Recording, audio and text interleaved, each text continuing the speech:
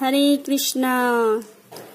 আজকে অমাবাসী, তো আজ অমাবাসী কেন বা অমাবাসী কি, এর অর্থ কি, চলুন আজ জেনে নেওয়া যাক। অমাবাসী হলো ভগবতী ষোড়শ যাত্রার মধ্যে অন্যতম হলো অম্বুবাচী। অম্বুবাচী যাত্রা, অম্বুবাচী কথাটি এসেছে সংস্কৃত শব্দ অম্ব ও বাচী থেকে।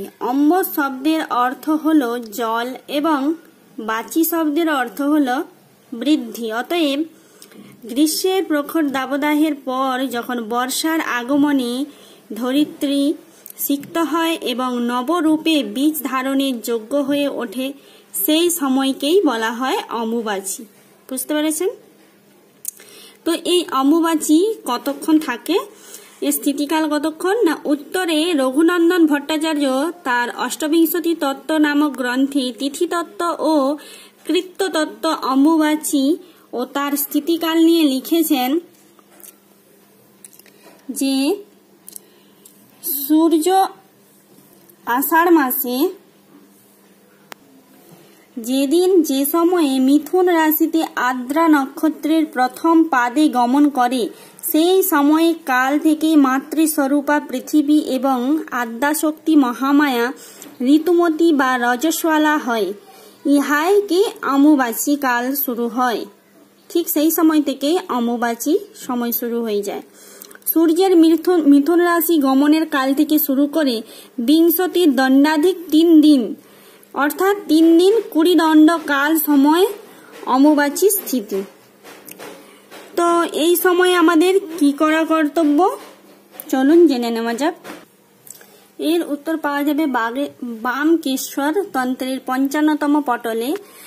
যথা আষাঢ়ে প্রথমে দেবী অম্বুবাচী দিনত্রয়ং সংগোপন গৃহে দেবীং স্থাপদেয় তস্তর বেষ্টনী রাত্রৌ মহানিশা যোগে পঞ্চাচারেণ দেশিক পূজত ইত্যা বলিং দত্তা হোম ইত্যা বিহারেয়ত। অর্থাৎ আষাঢ়ের প্রথমে অম্বুবাচী দিবসত্রয়ে দেবীকে গুপ্তভাবে বস্ত্র দ্বারা বেষ্টন করা হয়।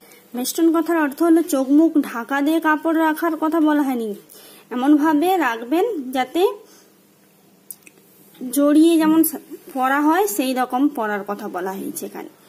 অম্বুবাচী নিবৃত হইলে সাধক মহানিশীতে পঞ্চতত্ত্ব দ্বারা দেবীর পূজা করিয়া বলিদানাদি হোমাদি সম্পন্ন করেন। তবে সাধারণ মানুষের কর্তব্য কি? এই দিনগুলিতে আমাদের কর্তব্য হলো দেবীকে বিশেষভাবে যত্নে রাখা।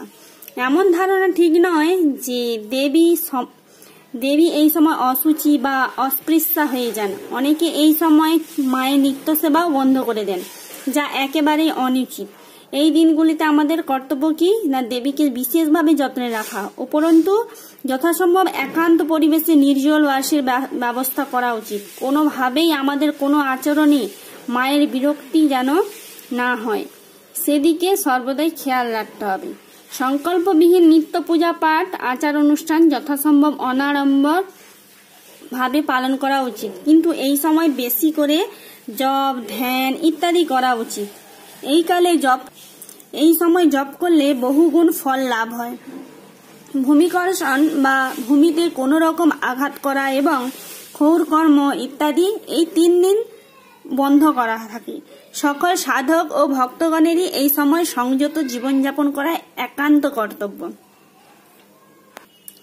এবছর অম্বুবাচী সময়সূচি হচ্ছে 7ই আষাঢ় 1431 আর ইংরেজিতে 22শে জুন 2024 শনিবার সকাল 8:16 গতে অম্বুবাচী আরম্ভ হয়ে যাবে আর অম্বুবাচী শেষ হবে 10ই আষাঢ় 1431 ইংরেজির 25শে জুন মঙ্গলবার রাত্রি 9:09 গতে অম্বুবাচী শেষ হবে। তো হরে কৃষ্ণ, অম্বুবাচী সম্পর্কে যতটুকু জানতাম ততটুকু বলার চেষ্টা করলাম। হরি বল।